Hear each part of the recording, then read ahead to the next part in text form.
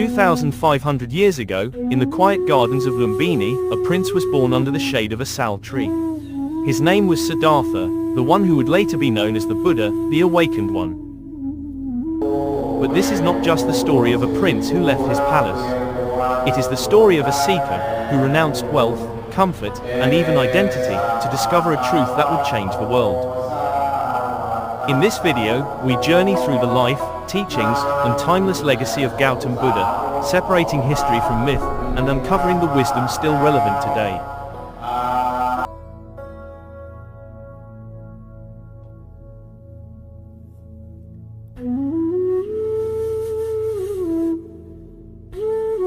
To understand the Buddha, we must first understand the world he was born into.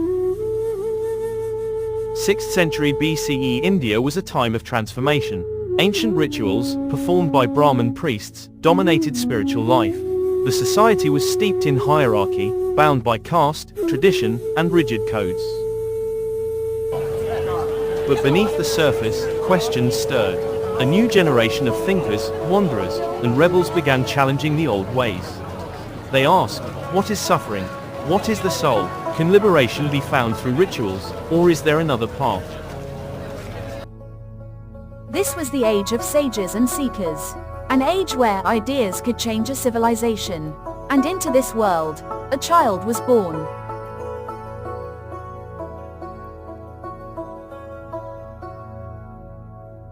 Siddhartha Gautama was born in Lumbini, near the Himalayan foothills, to King Suddhodana and Queen Maya of the Shakya clan. A prophecy foretold, he would become either a great king or a great spiritual leader. To ensure he chose the worldly path, his father shielded him from all suffering. Within palace walls, Siddhartha lived in beauty, pleasure, and ease. But the walls could not hold forever. One day, Siddhartha ventured outside, and saw, for the first time, the truths of life, aging, illness, death, and the possibility of transcendence. At 29, he left behind his wife, his newborn son, and the kingdom, renouncing everything to find the answer to a single burning question: why do we suffer? For 6 years, he wandered. He studied with yogis, practiced intense austerities, starving himself until he was barely alive. But enlightenment did not come through pain. Finally, he sat beneath a Bodhi tree in Bodh Gaya and vowed, I will not rise until I find the truth. Through the long night, he faced inner demons and illusions. And as the morning star rose, so did he, awakened.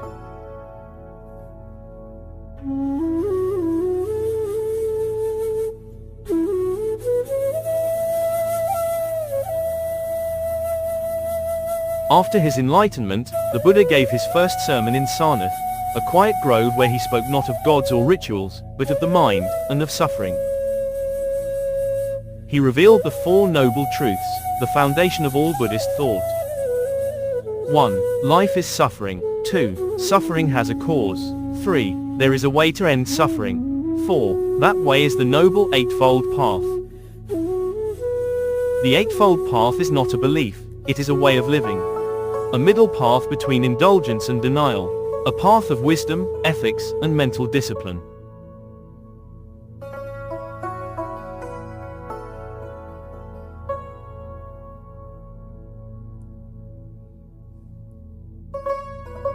By walking this path, one gradually transforms the mind, letting go of desire, fear, and ego. One of the most radical teachings of the Buddha was the concept of Anatta, no self. He taught that what we call self is not a fixed soul, but a collection of changing processes: body, feeling, perception, thought, and consciousness. Everything is impermanent, Anicca, and clinging to what changes leads only to dukkha, suffering. He also spoke of karma, not as fate, but as cause and effect. Our actions, words, and intentions ripple outward, shaping not only the world, but our own minds. The Buddha's teachings were universal. He spoke to kings and beggars, women and outcasts, offering a path of freedom not through status, but through inner awakening.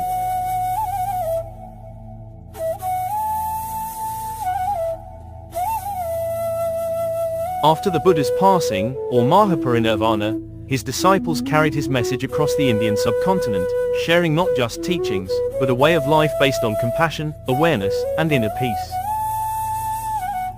But the greatest turning point came centuries later, with Emperor Ashoka, ruler of the Mauryan Empire. After witnessing the horrors of war, Ashoka turned to Buddhism, not as a religion of conquest, but of conscience. He spread the Dharma through stone inscriptions, public works, and tolerance. Under Ashoka, Buddhism became a force of moral reform, not just in India, but across Asia. From India, Buddhism journeyed outward, to Sri Lanka, where the Theravada tradition took root, to Central Asia and along the Silk Road, carried by monks to China, Tibet, Korea, Japan, and beyond. In each land, it adapted, blending with local cultures. From Zen in Japan, to Tibetan Vajrayana, to forest monks in Southeast Asia, the essence remained the same: wisdom, mindfulness, and liberation. Today, over 500 million people follow Buddhist paths, and millions more find in its silence a source of inner clarity in a noisy world.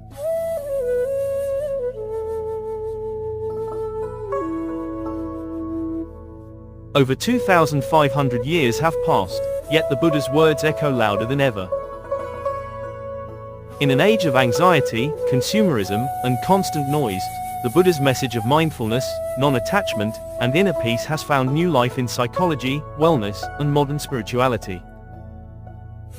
He taught us to look not outward, but inward.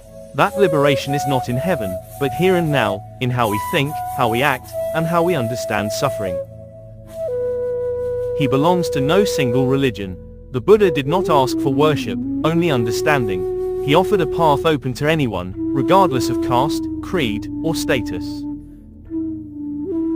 And in our small, daily choices, to pause, to breathe, to respond with kindness, his presence lives on.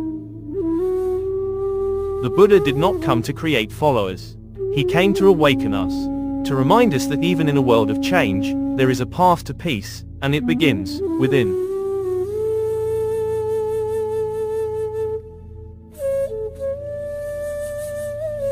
Thank you for joining this journey through the life, teachings, and legacy of Gautam Buddha. If his message resonated with you, if it brought even a moment of clarity or calm, consider sharing this video. Subscribe for more stories from history that still shape our lives today, from ancient wisdom to modern meaning.